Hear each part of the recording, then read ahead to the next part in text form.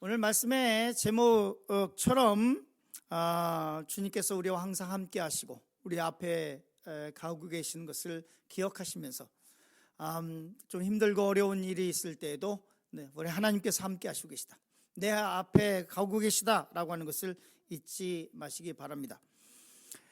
2026년도 하반기가 시작됐습니다. 어떻게 살아가야 할까? 결론은 이미 나 있죠. 어떻게 살아가야 할까? 멋지고 건강하게, 그리고 하나님의 은혜가 충만하게 살아가야만 합니다. 우리 서로 인사할까요? 멋지게 삽시다. 할렐루야. 멋지게 결론은 나 있어. 2026년도 하반기 어떻게 살 거냐? 멋지게 살아야 돼요. 건강하게 살아야 돼요. 하나님의 은혜 가운데 충만하게 살아야 돼요. 2026년도 전반기에 좀 안 됐던 것이 있습니까? 기도하고 있는 것이 있었는데 좀 안 이루어지고 있는 것들이 있습니까? 새로운 시작을 해나가야 됩니다. 새로운 시작. 그래서 제가 새로운 시작이라고 하는 말을 구글에다가 쳐봤습니다. 구글 AI는 뭐라고 대답을 할까 좀 궁금해서. 그랬더니 새로운 시작에 대한 구글 AI의 답은 이겁니다. 새로운 시작은 지난 날을 뒤로 하고 설레는 마음으로 앞을 향해 나아가는 모든 출발점을 의미합니다. 새로운 도전이나 인생의 새로운 챕터를 맞이할 때 드는 두려움을 이겨내고 스스로를 믿으며 힘차게 도약하는 아름다운 순간을 뜻합니다. 이렇게 돼 있더라고요.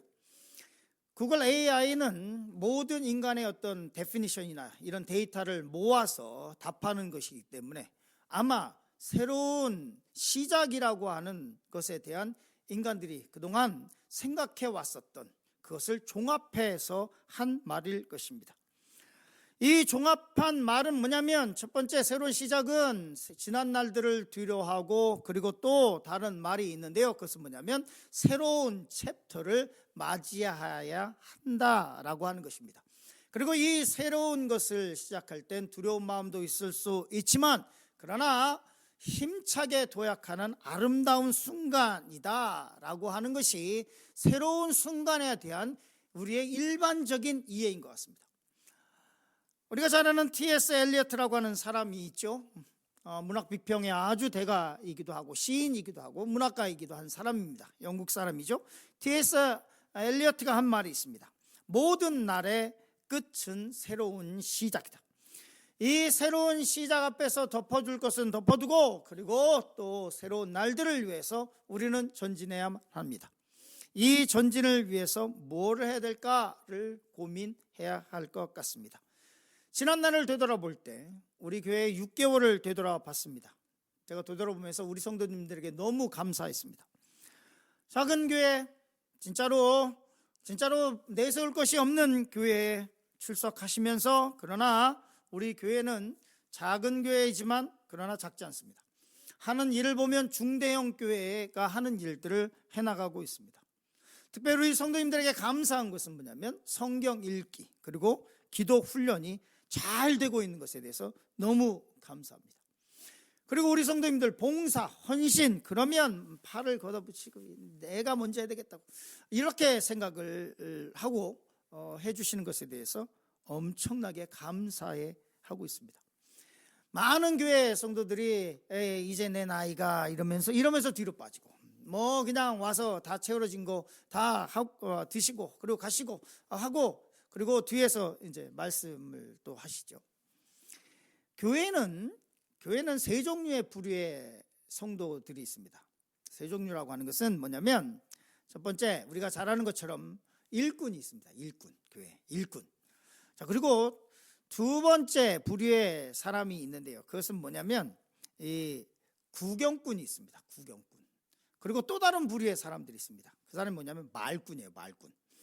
누가 이 일꾼의 힘을 다 빼냐? 뒤에서 말꾼들이 다 힘을 뺍니다. 그냥 구경꾼은 뭐라든 상관없어요. 그냥 와가지고 오늘 맛있게 먹고 그냥 가면 돼. 예배 드리고. 그런데 우리 성도님들은 다 일꾼이에요. 다 일꾼. 정말로 제가 목사로서 감사를 드립니다. 하나님께서 하늘의 상급과 이 땅에서도 하나님의 방법으로 하나님의 크신 은혜와 복을 더해 주실 줄 믿습니다. 여러분께서 하시는 봉사와 헌신이 자녀들에게 복으로 내려갈 것이고, 여러분께서 하시는 기도가 땅에 떨어지지 않고 반드시 이루어질 줄로 믿습니다.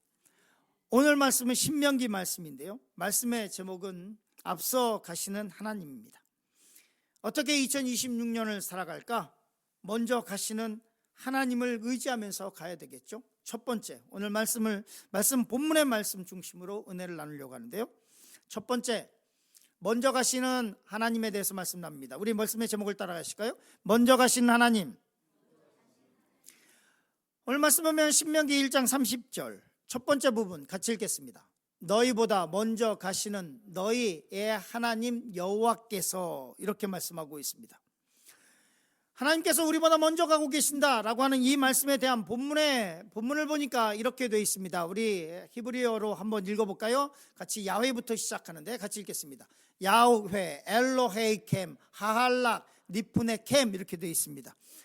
야훼라고 하는 말은 우리가 너무나 잘 알죠. 야훼 하나님, 스스로 있는 자, 야훼. 그 야훼 하나님께서 그냥 야훼라고 하는 것이 아니라 엘로헤이 캠, 너희의 하나님, 나는 너희의 하나님이고, 그리고 본문에 보면 이렇게 되어 있는데 야훼 엘로헤이 캠 하할렉 레프네이 캠, 너희들 앞에서 걷고 있다, 이렇게 되어 있어요. 이 말씀에 보면 현재 진행형이에요. 내가 야훼, 내가 너희의 하나님이 내가 너희 앞에서 지금 걷고 가고 있다, 이렇게 말씀을 하고 있어요. 여러분, 살다 보면 혼자야 걷고 있다는 생각이 들 때가 있습니다. 주위에 아무도 없다고 생각할 때가 있습니다. 도움을 청할래도 청할 사람도 없고, 그리고 도움 줄 사람도 없고, 그리고 고독하고, 그리고 세상에 버려졌다고 하는 생각이 들 때가 있습니다. 혼자 있는 시간이 길어지다 보면 혼자 있는 것에 익숙해지기도 합니다. 그런데 이런 말이 있습니다. 우리 같이 읽어볼까요? 혼자가 익숙해졌다는 건 외롭지 않다는 뜻은 아니에요. 제가 설교 말씀을 준비하면서 이 말이 툭 들어왔습니다. 혼자 있는 것에 익숙해져서 나는 혼자 있어도 괜찮아, 난 괜찮아. 그런데 따지고 보면 혼자가 혼자인 것에 익숙해졌다는 것은, 그 말은 외롭지 않다는 뜻은 아니다라고 하는 이 말이 제 머릿속에, 제 마음에 쑥 들어왔습니다. 혼자 있는 것에 익숙해졌다는 것은 어쩌면 상처받기 싫어서 다른 사람과 거리를 두고 있는 것일 수 있습니다. 어쩌면 이제 더 이상 상처를 받고 싶지 않아서 자기 방어를 하고 있는 것일 수 있습니다. 수많은 현대인들이 실제로 이렇게 살아가고 있습니다. 우리는 무엇을 해야 할까요?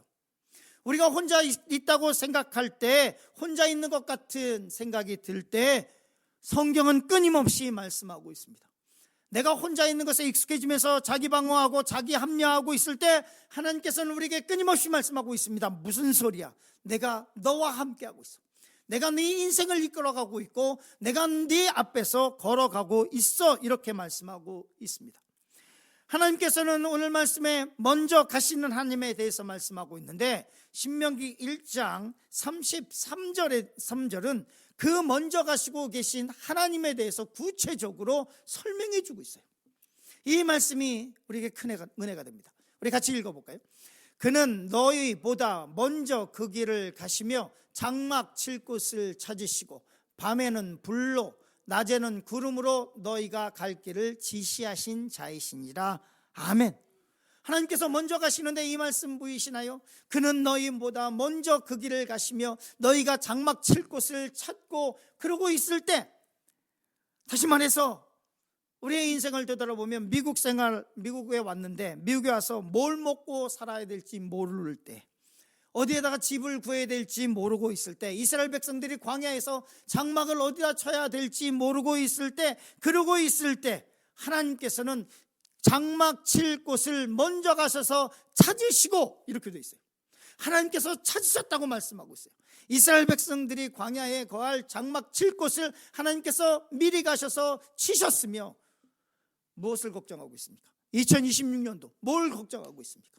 먼저 가신 하나님께서 내가 지금 어디에서 뭘 해야 될지 모르고 앞으로 지금 어떻게 살아야 될지 모를 때 성경은 우리에게 말씀하고 있습니다. 하나님께서 우리 먼저 가셔서 너의 장막 칠 곳을 찾으셨고, 그리고 밤에는 불로 낮에는 구름으로 너희 갈 길을 지시하신 자시다. 그 하나님께서 너희 앞에 걸어가고 계시다, 이렇게 말씀하고 있습니다.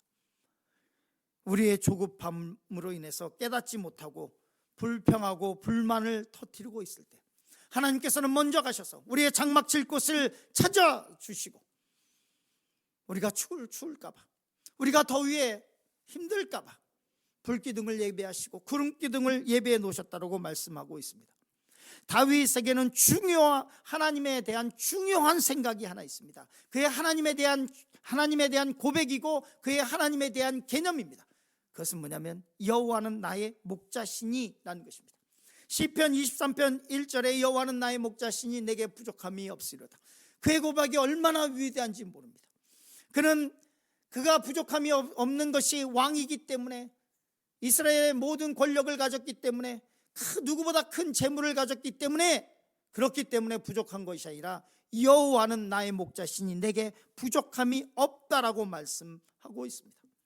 그러나 하나님께서 이끄시는 삶을 살아가기 원했고, 하나님의 은혜와 복을 누리며 살기 원했고, 하나님께서 인도하시는 길을 가기 원했습니다. 저도 그렇습니다. 하나님 저를 인도하여 주시옵소서. 그것이 어디든, 교회가 크든 작든 하나님 상관하지 마시고 하나님께서 이끄시고, 하나님 저와 제 아내와 우리 아이들이 내 가정이 필요한 곳에 하나님께서 두시옵소서. 제가 정말로 최선을 다해서 하나님의 뜻을 이루어 가겠습니다. 이것이 저의 신앙의 고백입니다. 여러분은 어디로 가야 될까, 뭘 해야 될까 걱정하실 것이 아니라 하나님 나를 인도하여 주시옵소서. 하나님께서 나를 인도하실 것을 믿고 내가 따라가겠습니다 라고 하는 신앙의 고백을 하시길 간절히 축원합니다. 때로는 죄를 짓고 넘어질 때도 있습니다. 그때마다 하나님께서 하나님의 지팡이와 막대기가 함께 하셨습니다. 다윗은 그것을 사모했습니다. 주의 지팡이와 막대기가 나를 안위하시나니. 인생을 살다 보면 내가 어떻게 하나님의 자녀로 이렇게 붙어서 살아가고 있을까?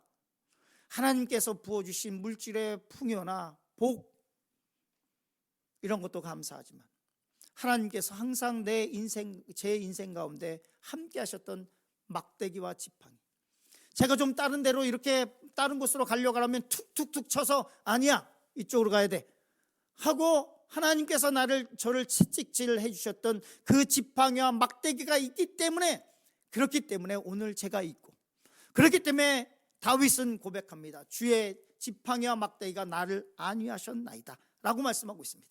이 주의 지팡이와 막대기에 대해서 사무엘하 7장 14절 말씀 우리 같이 읽겠습니다. 같이 읽습니다. 나는 그에게 아버지가 되고 그는 내게 아들이 되리니 그가 만일 죄를 범죄하면 내가 사람의 매와 인생의 채찍으로 징계하려니와. 하나님께서는 우리 인생 가운데 사람의 매와 인생의 채찍을 두셨습니다. 그래서 우리가 하나님 앞에 서 있는 거예요. 그래서 우리가 하나님의 뜻을 떠나지 않고 하나님의 자녀로 살아갈 수 있는 거예요.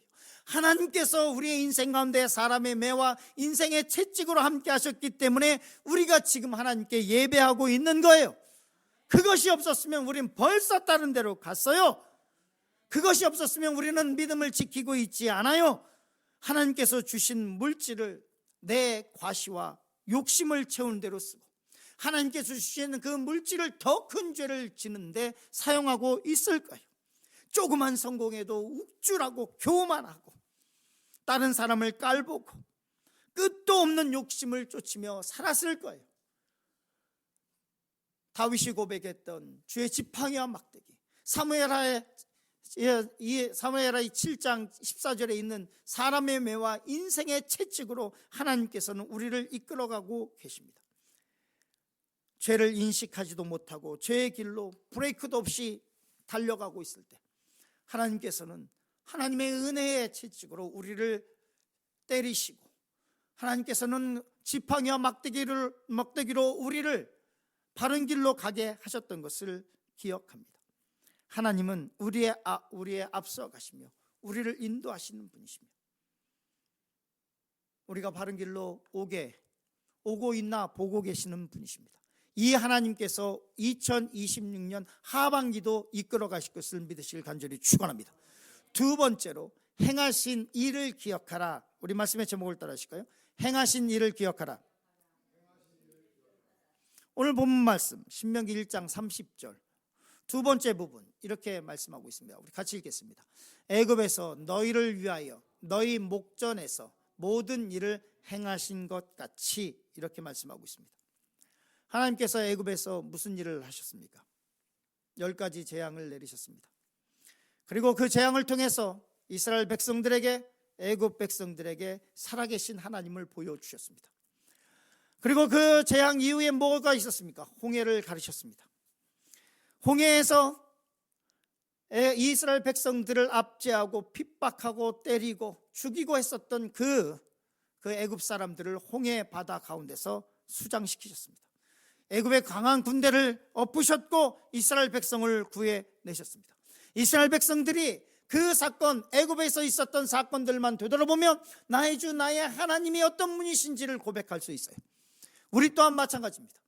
이 우리의 인생 가운데 하나님께서 하신 일들을 기억하면 하나님께서 또 그렇게 하시겠지, 하나님께서 또 나를 인도해 주시겠지, 하나님께서 나와 동행해 주시겠지라고 하는 신앙의 고백을 할 수 있습니다. 이사야서 43장 3절은 이렇게 말씀을 하고 있죠. 같이 읽겠습니다.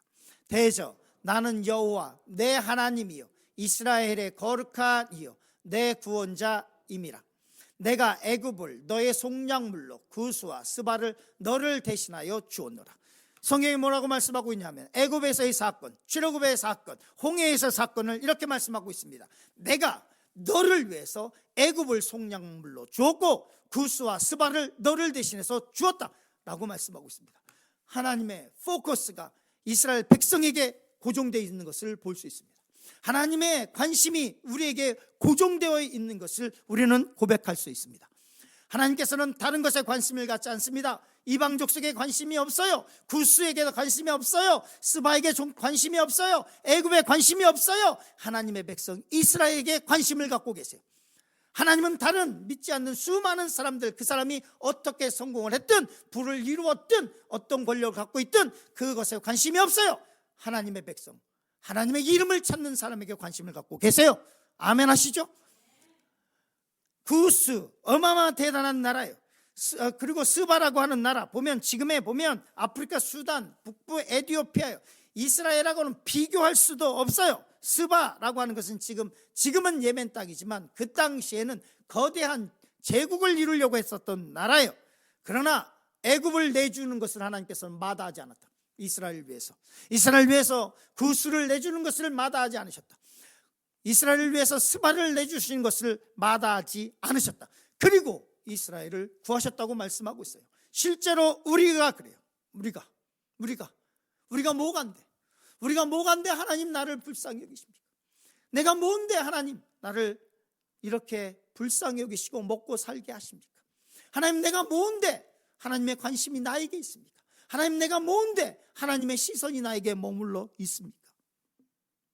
이사야서 43장 4절은 이렇게 말씀하고 있죠. 같이 읽겠습니다. 너가 내 눈에 보배롭고 존귀하며 내가 너를 사랑하였은즉 내가 내 대신 사람들을 내어주며 백성들이 내 생명을 대신하리니, 이렇게 말씀하고 있어요. 너는 내 눈에 보배롭고 존귀하며 You are so precious to me. That's what God says. 하나님께서 말씀하시기를 너는 내 눈에 너무나 존귀하고 보배롭다. 우리 서로 인사할까요? 당신은 우리 옆에 있는 분들에게 당신은 하나님께 존귀한 사람입니다. 아멘. 아멘.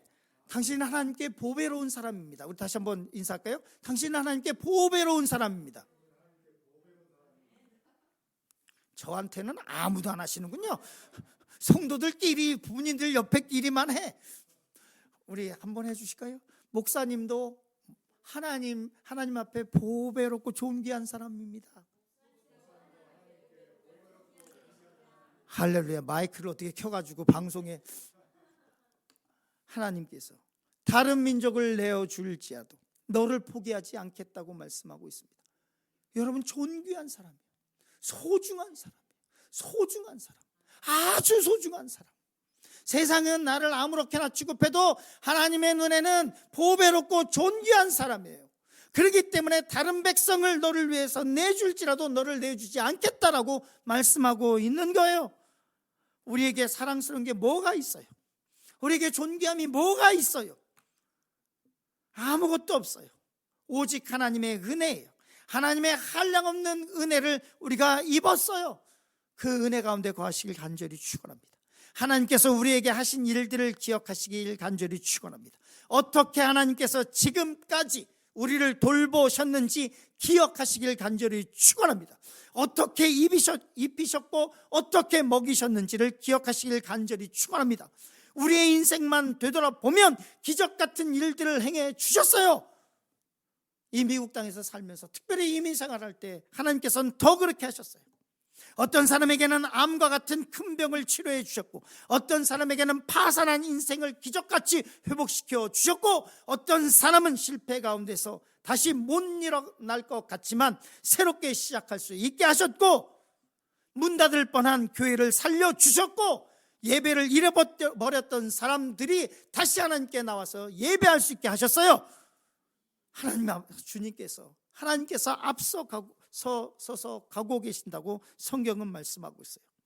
오늘 말씀은 우리에게 이렇게 말씀하고 있습니다. 너희 목전에서 행한 것을 기억하라. 이것만 기억하면, 이것만 기억해도 우리는 새로운 소망을 품을 수 있고, 이것만 기억해도 우리는 다시 2026년 힘차게 시작할 수 있어요. 그리고 이 은혜가 우리 모든 성도에게 임할 거예요. 세 번째로 우리 말씀의 제목을 따라 주실까요? 싸우시는 하나님. 오늘 본문 말씀 신명기 1장 30절 마지막 부분은 이렇게 말씀하고 있습니다. 우리 같이 읽겠습니다. 이제도 너희를 위하여 싸우실 것이며. 아멘. 이 말씀은 헬라어로 이렇게 되어 있습니다. 후 일라헴 라켐이라고 되어 있어요. 그는 너희를 위하여 싸우신다. 후 일라헴 라켐.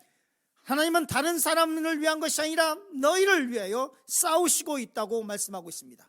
너희를 위하여 싸우시는 하나님, 이 하나님의 이 말씀은 출애굽기 14장 14절에 똑같이 나와요. 다시 한 번만 반복하고 있어요. 너희를 위해서 싸우신 하나님, 이스라엘 민족을 위해서 싸우신 하나님, 이 말씀이 출애굽기 14장 14절에도 동일하게 기록하고 있어요. 출애굽기 14장 무슨 일이 있었습니까? 출애굽을 하고 홍해 앞에 이르렀을 때 바로의 군대가 곧 이스라엘 백성들을 덮치기 위해서 기다리고 있었습니다. 이제 바로 그냥 날만 새면 아니면 바로 기회만 되면 그러면 칠 수 있는 그런 시점에 와 있었습니다. 성경에 우리가 잘 아는 것처럼 철병거 600대를 가지고 바로가 쫓아왔습니다. 그 당시 철병거 600대는 지금의 탱크 600대하고 맞먹는 거예요. 탱크 600대를 거느리고 바로의 군대가 쫓아왔습니다. 430년 동안 노예 생활하고 있던 이스라엘 백성들이 할 수 있는 게 뭐가 있었습니까? 전쟁 해본 적이 없어요. 전쟁을 경험한 적이 없어요. 무기도 없고 전쟁을 경험해 보지도 않았어요. 그리고 그 무리 속엔 여자와 아이들이 껴 있었어요. 노년층이 섞여 있었어요. 늑대 무리에게 둘러싸인 양떼와 똑같은 위기였어요. 죽음과 살육이 기다리고 있었던 시점이에요. 이때 하나님께서 오늘 말씀 신명기 1장 30절의 말씀처럼 똑같은 말씀을 출애굽기 14장 14절에서 말씀하고 있습니다. 같이 읽겠습니다. 여호와께서 너희를 위하여 싸우시리니 너희는 가만히 있을지니라. 여호와께서 너희를 위해 싸우실 것이다. 실제로 그리고 싸우셨습니다. 그리고 이스라엘 대설에서 싸우셨고, 그리고 애굽의 군대를 다 홍해 바다에 수장시켜 주셨습니다. 하나님께서 싸워 주셔야 됩니다. 2026년도 하반기 하나님께서 싸워 주셔야 됩니다. 아멘 하시죠? 하나님께서 싸워 주셔야 돼요. 2026년 하반기에 어떤 일이 있을지는 몰라요.